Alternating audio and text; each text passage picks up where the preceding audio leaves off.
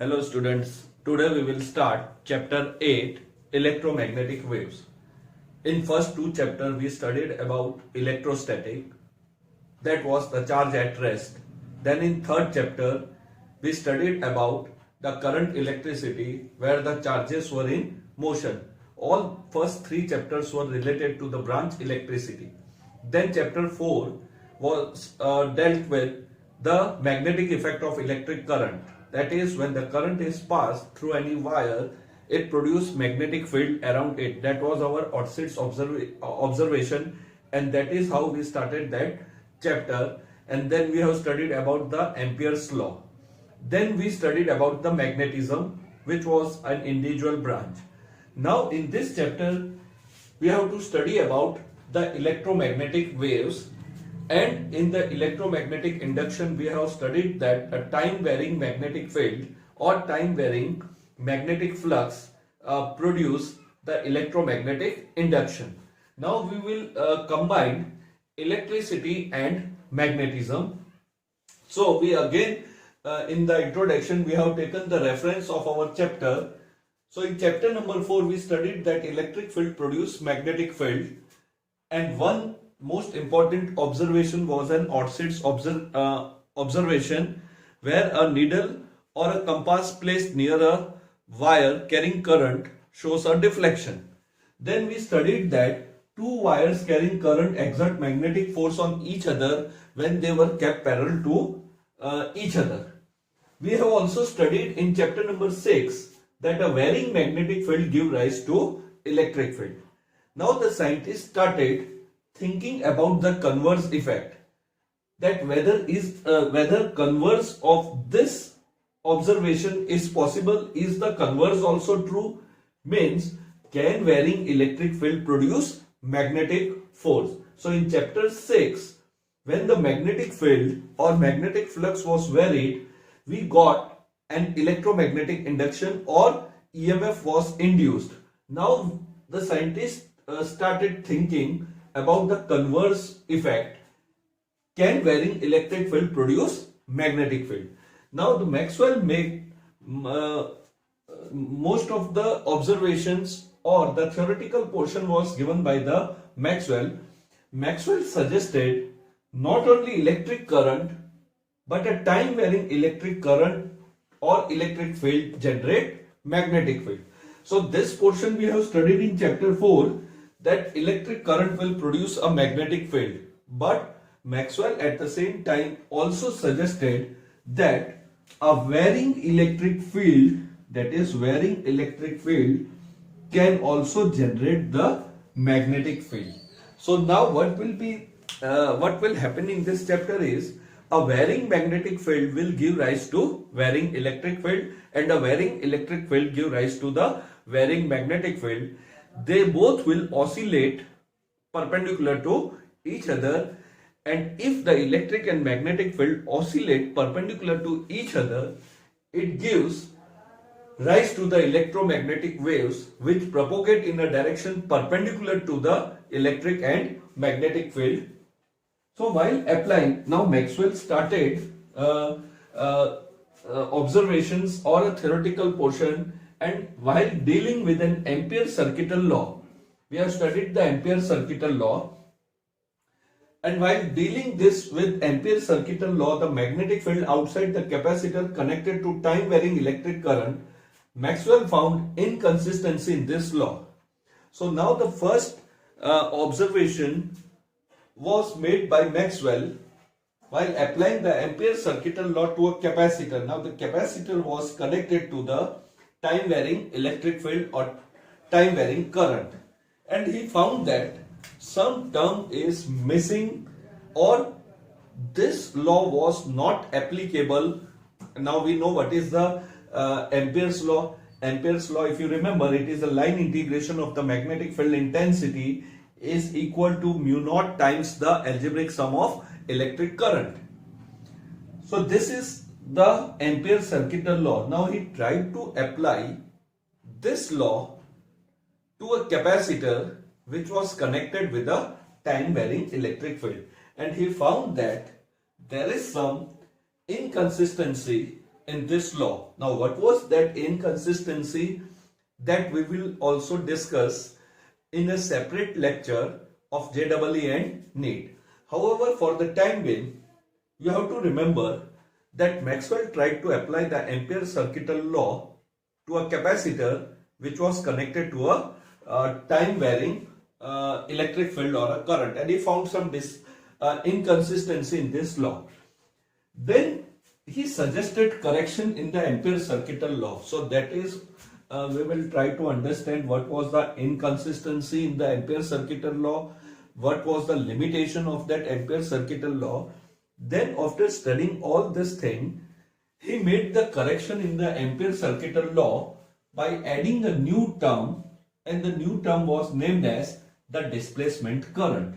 So Ampere coined this new term, displacement current, to remove the inconsistency, and later on this law is now known as Ampere's Maxwell law. So Ampere's Maxwell law is Ampere law term plus something. For the time being we keep a question mark. Then this question mark was named as the displacement current. So according to Ampere, the line integration of magnetic induction or magnetic field intensity taken over the closed loop is equal to mu naught I plus one more term which will be referred as a displacement current.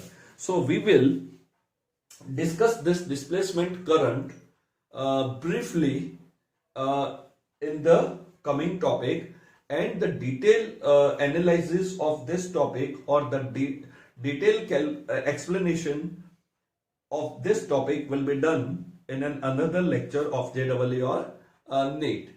So we will try to understand the brief information of a displacement current. So we have to remember that Maxwell removed the inconsistency of Ampere's circuital law. Now, how he removed, what was its mathematical calculation, we will go through it. So this was the introductory part. Then how the electromagnetic waves are produced. We have to find out the name of the scientist who made a contribution to this branch, because we know nowadays the communication is possible due to the propagation of electromagnetic waves. So how the electromagnetic waves are produced, how it is propagated, that we will discuss briefly in this chapter. So detailed analysis is not given in this chapter, so we have to take a separate lecture for a detailed explanation. So briefly, whatever is possible, we will try to discuss this topic, electromagnetic waves. So you can note down this introductory part by pausing your video. Now, after pointing out the inconsistency, Maxwell formulated the set of equations involving electric and magnetic field. So whatever laws we have studied, Gauss law for magnetism, Gauss law for electricity, Ampere circuital law. So Maxwell formulated all these equations, their sources, the charge and current densities. So he formed the Maxwell sets of equation which we will discuss in the next topic. These equations were known as Maxwell's equation. So we will see the Maxwell's equation, how he formulated this in order to understand the production and the propagation of the electromagnetic waves. Now, together with the Laurent force formula, they mathematically expressed all basics law of electromagnetism. So we will see the basics law of electromagnetism, that is, in first chapter we have studied about the Gauss law, then we have studied about Gauss law for magnetism, then we have studied Ampere circuital laws. So all these laws were formulated again by the Maxwell, so that the variation of the electric field and the variation in the magnetic field can be understood easily, because now it should be clear that electromagnetic waves is produced due to the variation of the electric and the magnetic field. In the initial chapter, we have assumed a uniform electric field produce uniform magnetic field. Then the varying magnetic field produce the induced EMF. But now in this chapter, the varying electric field will produce a varying magnetic field, and a varying magnetic field in turn will produce the electric field. So it is like a oscillation, and we will see that LC oscillation circuit is widely used for the production of the electromagnetic waves. So we will in the next topic we will write the Maxwell's equation. Now electromagnetic waves. So Maxwell predicted the existence of the electromagnetic waves, see, which are time varying, electric and magnetic field.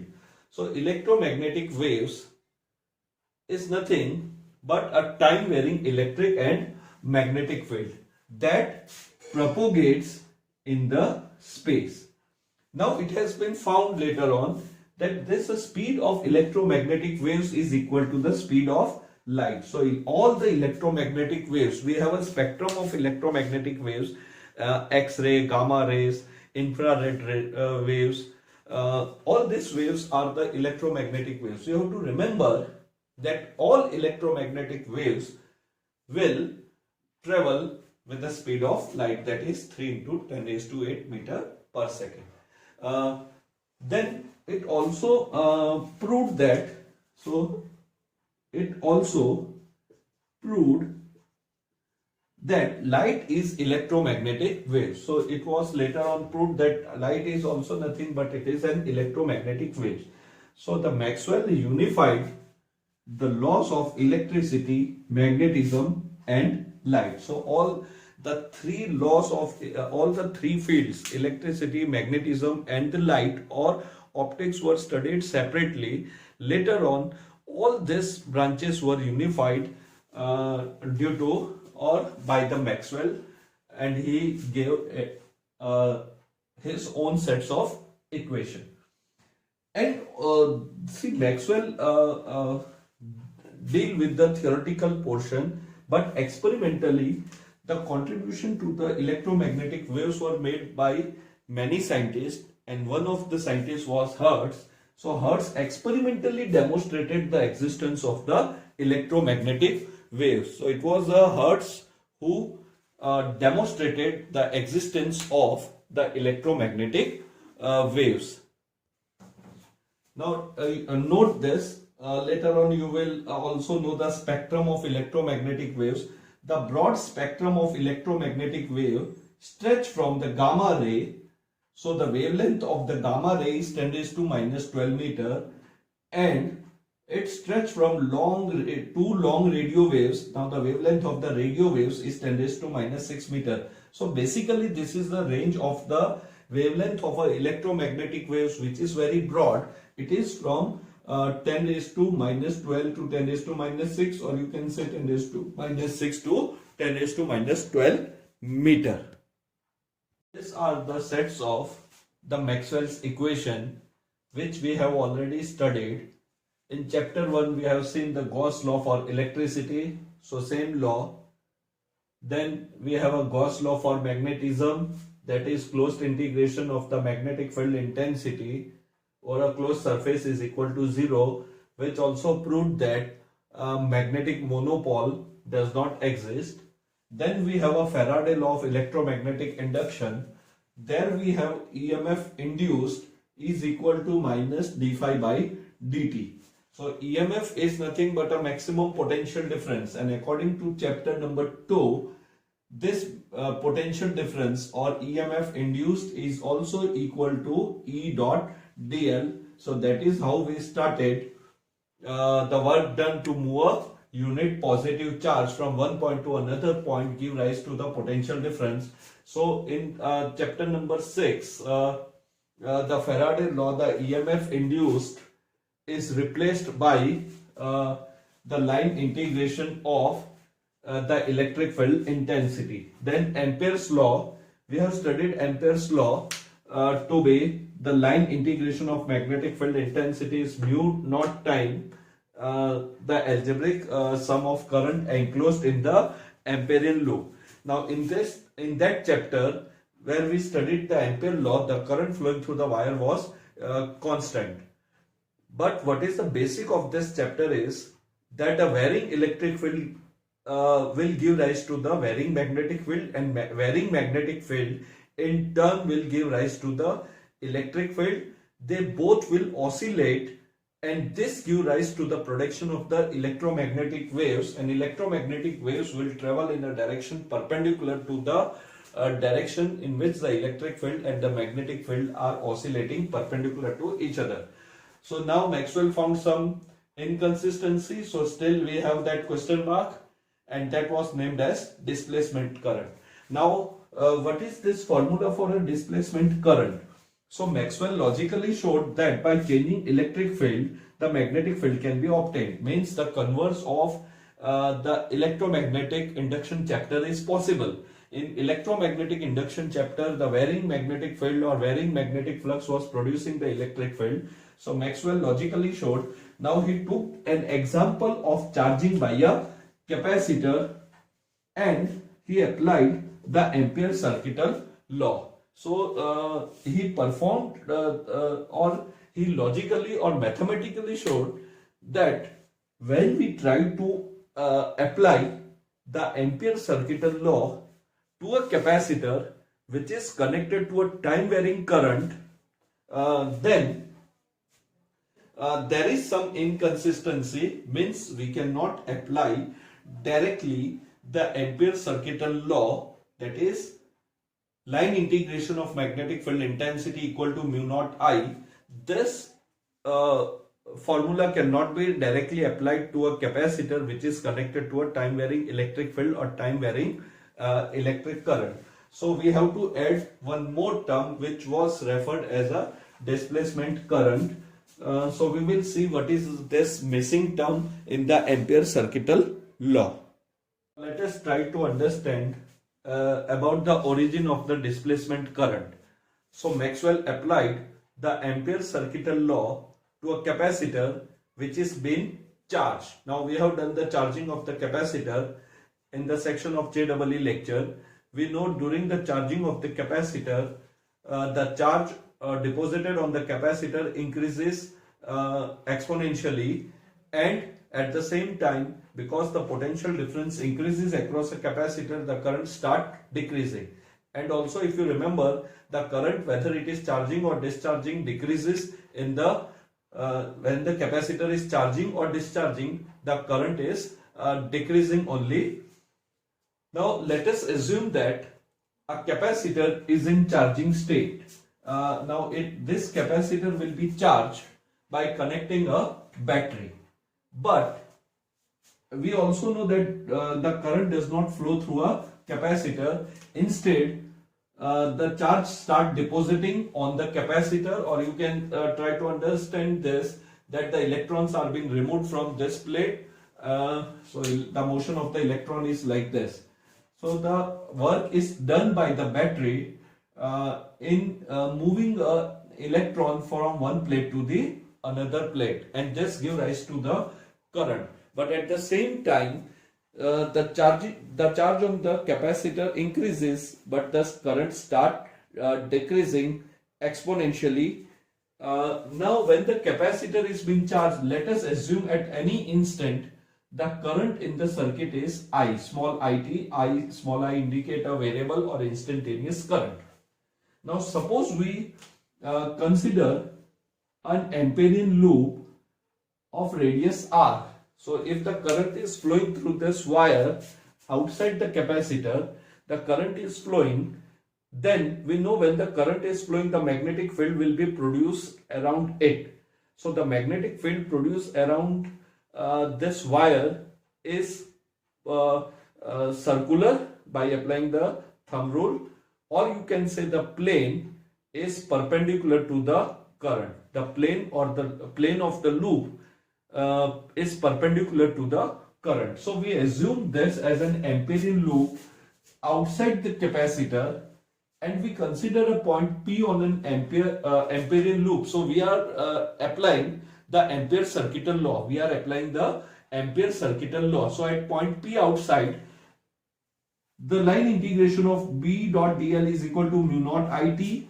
Now line integration and B dot is removed by theta is equal to 0. So that we know how to remove this dot, or what is the angle between the B and DL vector. So this entire loop will be divided into the small element DL, DL. So we divide these elements and we apply the Ampere circuital law, and the angle is found to be 0. So it becomes B 2 pi r, where r is the radius of this Ampere loop, and on the right hand side it is mu naught it.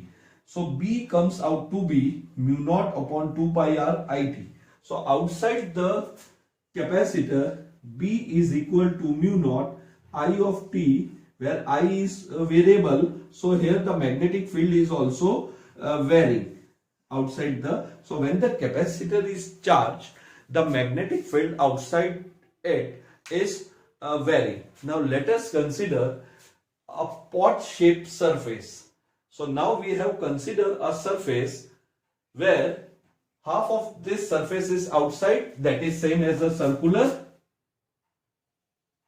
and inside we have taken the shape like this, which does not touch a plate of a capacitor. So it is a pot shaped surface. And in the diagram C, again we have considered another shape of a surface. This is initially we have considered only a loop. Now this is oval shaped surface, or it is tiffin like shape, where this surface is between the two plates of the capacitor. So in figure B and C, we are assuming a closed surface where half of the portion is outside the capacitor plate and half of the portion is between the two plates of the capacitor. In both this diagram, no current flow in the closed surface inside the capacitor. So B dot dl is equal to mu naught summation I, since no current flow inside it, because the electric field is being established. So there is no flow of the current through it, and we know that this current will start decreasing as the capacitor is getting charged. So the potential drop across a resistance. So we have connected a resistance in series with the capacitor during its charging state. So the potential drop across a capacitor increases. So entire potential drop of a battery is across a resistor. So current is decreasing, but at any time no current flow through a capacitor. So no current is flowing through a capacitor, so I is equal to 0. So B is equal to 0.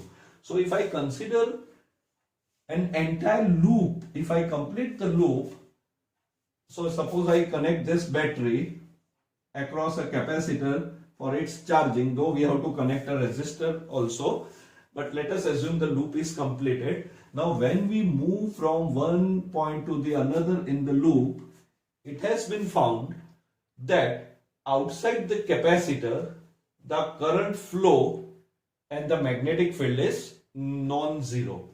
But when we passes through this capacitor, so while applying the Ampere circuital law to the entire loop, this is the entire loop.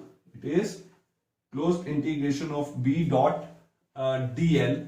So when you apply the Ampere circuital law for an entire loop, as far as outside the capacitor, so this portion is, this is a positive terminal, this is negative.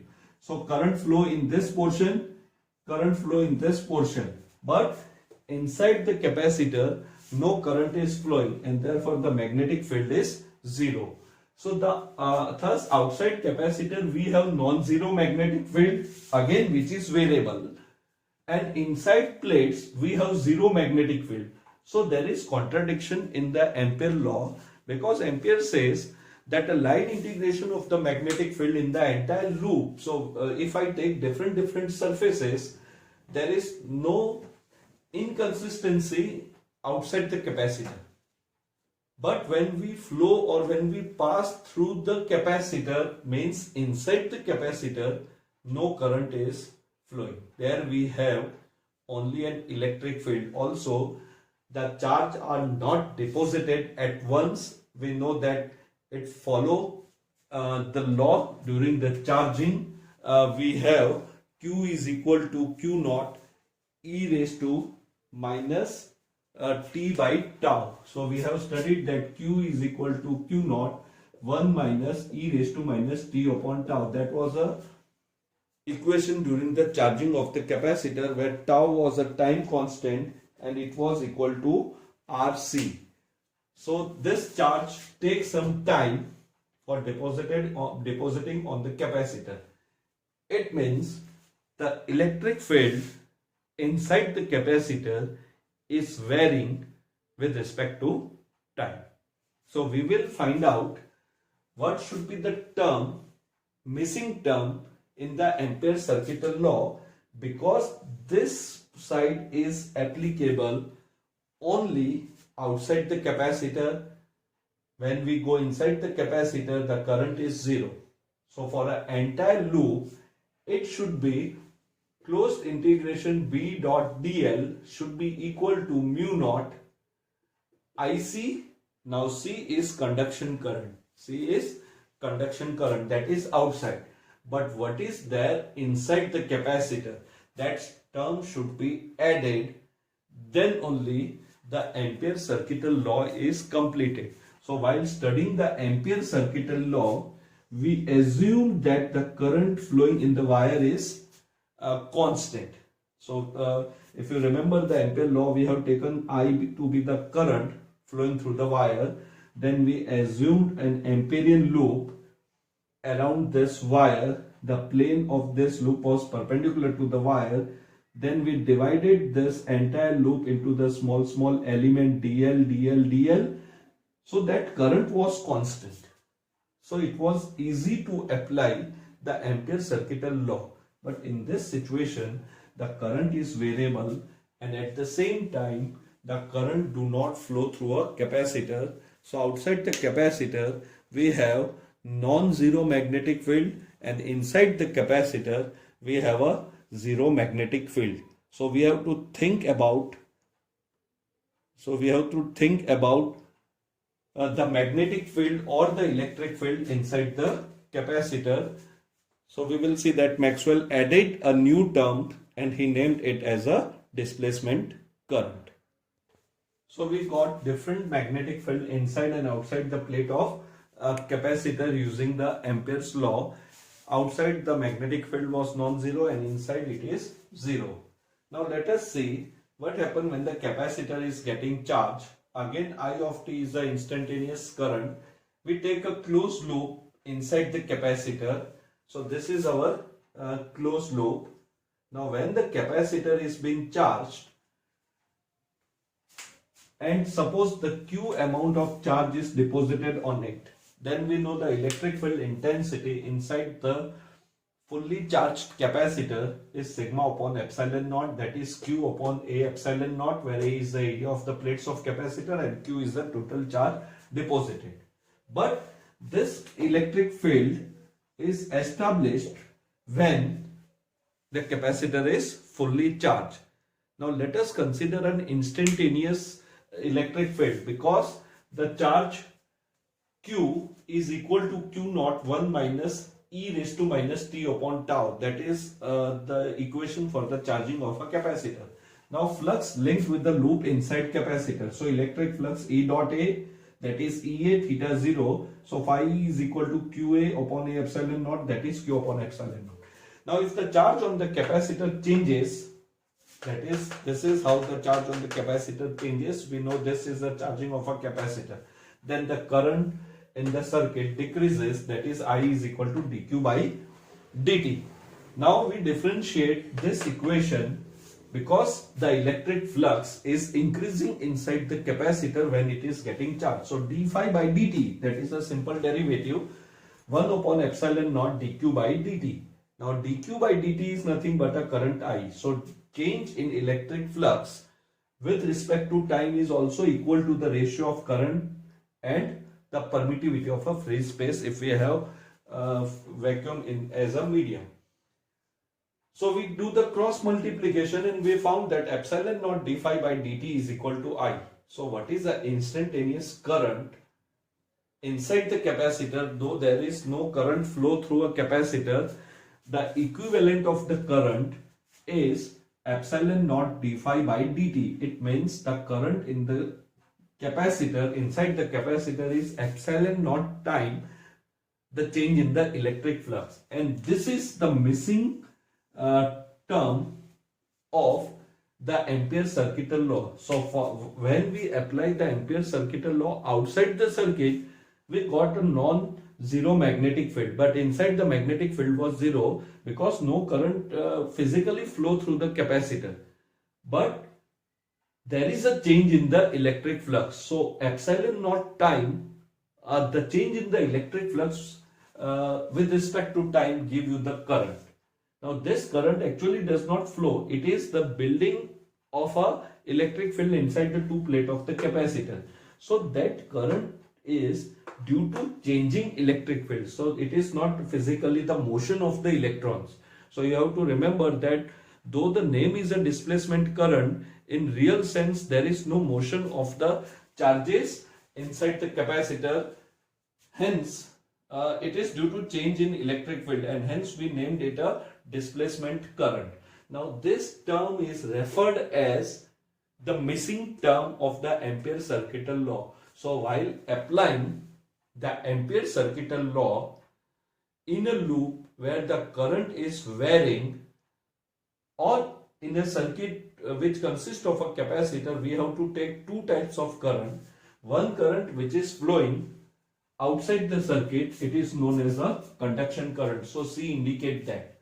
So now the law was completed by Maxwell, that B dot dl is equal to mu naught IC, and now ID is added. So this IC is outside the capacitor and this ID is inside the capacitor. Now ID is this is the missing term. So we complete this Ampere's law, mu naught IC plus mu naught ID. So this entire equation is known as Ampere's Maxwell equation. So you have to remember this now, that when the capacitor is being charged or discharged, there is a conduction current outside the capacitor, and the electric field inside the capacitor is also varying, due to which the electric flux also vary, and this change in electric flux with respect to time multiplied by the permittivity give a displacement current which should be added. So now if the loop is completed, we have conduction current outside and displacement current inside. So this was a brief description of a displacement current, and now the Ampere's Maxwell equation should be remembered like this. Now in the next topic we will discuss about the production and the propagation and the characteristic of the electromagnetic waves. Have a nice day.